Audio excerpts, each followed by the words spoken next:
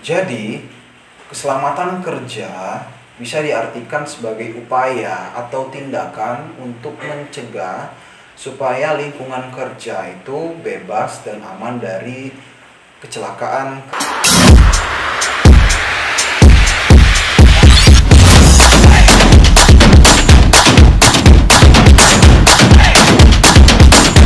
Assalamualaikum warahmatullahi wabarakatuh. Apa kabar Sobat Cendekiawan? Pada video kali ini kita akan membahas lanjutan tentang kesehatan, keamanan, dan keselamatan kerja. Pada kesempatan kali ini kita akan membahas secara detail tentang keselamatan kerja. Oleh karenanya, mari kita simak video berikutnya. Dari bahasan ini, kita harus mengetahui tentang keselamatan kerja. Karena guna dari keselamatan kerja ini yakni agar menghindari resiko terjadinya kecelakaan akibat kerja dan juga menjamin kondisi lingkungan kerja aman dan bebas dari kecelakaan kerja.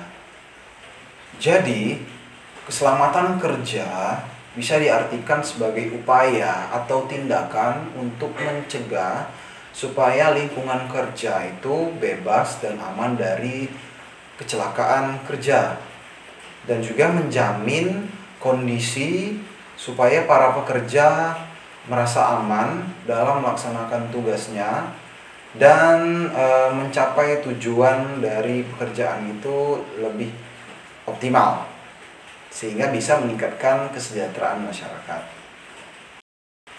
Tujuan dari keselamatan kerja ada banyak, yaitu yang pertama yang jelas mencegah terjadinya kecelakaan kerja. Yang kedua mencegah timbulnya penyakit akibat dari kegiatan pekerjaan. Yang ketiga adalah menjamin tempat kerja yang bersih, nyaman, dan juga aman. Lalu meningkatkan produktivitas kerja.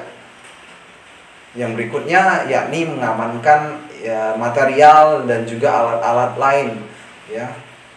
Yang terakhir adalah mencegah terjadinya kematian akibat dari suatu pekerjaan. Jadi penting sekali memahami tentang keselamatan kerja dan menerapkannya dalam lingkungan pekerjaanmu nanti.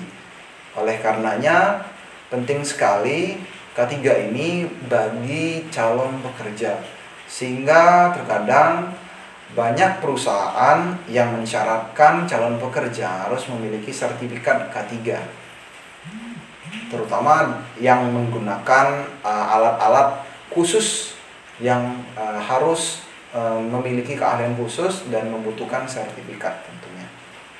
Jadi kegunaan keselamatan kerja ini penting sekali karena akan berdampak pada pekerja, lingkungan kerja, masyarakat yang ada di sekitar maupun alat-alat yang mendukung pekerjaan tersebut. Ada beberapa faktor yang mempengaruhi kenapa terjadi kecelakaan kerja. Beberapa di antaranya berasal dari tindakan pekerja yang sembrono maupun kondisi lingkungan kerja yang tidak kondusif. Beberapa contoh di antaranya yakni tindakan pekerja yang sembrono, yakni melakukan pekerjaan dengan terburu-buru atau tergesa-gesa. Yang berikutnya tidak memakai alat pelindung diri sesuai yang telah kita jelaskan pada video sebelumnya. Beberapa di antaranya alat pelindung diri yakni helm, rompi, sarung tangan, kacamata, dan lain sebagainya. Lalu melanggar peraturan keselamatan kerja yang telah diwajibkan pada lingkungan kerja tersebut. Dan yang terakhir yakni melakukan pekerjaan sambil tertawa atau istilahnya bercanda pada saat melakukan pekerjaan, sehingga perhatian teralihkan dan tingkat fokus tidak maksimal. Nah, bagaimana dengan kondisi lingkungan kerja yang mengakibatkan kecelakaan kerja? Yakni Di antaranya adalah mesin-mesin yang rusak tidak diberi pengaman. Lalu kondisi lingkungan kerja yang becek, bau, ventilasi udaranya tidak bersih sehingga pertukaran udara tidak bagus. Lalu pencahayaannya kurang dan lain sebagainya. Yang mana faktor-faktor inilah yang memicu terjadinya kecelakaan kerja. Kecelakaan kerja memang memiliki penyebab-penyebab yang dipicu oleh faktor-faktor yang telah kita bahas tadi. Oleh sebab itu, kita harus tahu faktor-faktor yang memicu kecelakaan kerja tersebut. Nah, di antara faktor-faktor tersebut, salah satunya adalah pekerja harus melindungi dirinya dengan alat pelindung diri. Salah satu alat pelindung diri yakni adanya pakaian pengaman. Syarat-syarat dari pelindung diri yang pertama yakni pelindung diri atau pakaian pelindung diri harus memang betul-betul melindungi diri dari pekerja terhadap dari bahaya-bahaya yang mengancam pekerja pada saat melakukan pekerjaannya.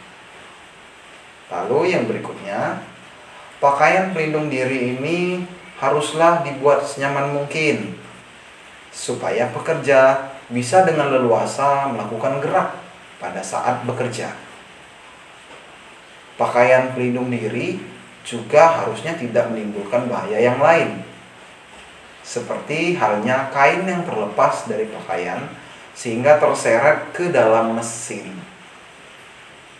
Yang terakhir, pakaian pelindung diri tersebut harus memiliki tingkat resistensi yang tinggi supaya tahan terhadap suhu maupun cuaca yang tinggi maupun yang rendah.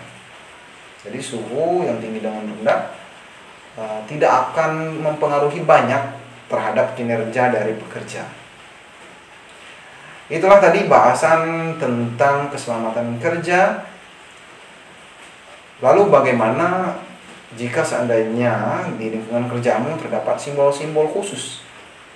Simbol-simbol ini sangat penting dalam menjaga keselamatan kerja. Nah, apa saja sih simbol-simbol ini? Pada video selanjutnya kita akan bahas arti dari simbol-simbol tersebut. Oleh karena itu, simaklah video selanjutnya ya.